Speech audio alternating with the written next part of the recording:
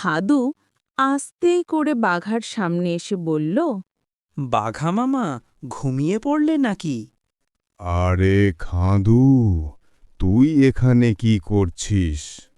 মনে হয় আজ তোর ভাগ্যটা ভালো নয়। আমার পেটটা তো বড্ড খালি। বাঘা মামা, এটা কি বলছো? আমি তো তোমার কাছে একটা বিশাল খবর নিয়ে এসেছি।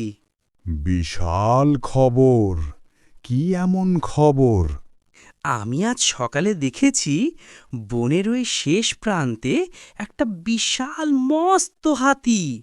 সে নাকি নিজেকে বনের রাজা বলে দাবি করছে, আর বলছে যে বাঘের চেয়েও সে অনেক শক্তিশালী। কি? এত বড় স্পর্ধা? আমি থাকতে অন্য কেউ রাজা হবে? চল, এক্ষুনি চল। আরে মামা, এত তাড়া কিসের? তুমি তো এভাবে গেলে তাকে কাবু করতে পারবে না। সে তো অনেক বড়। তাকে হারা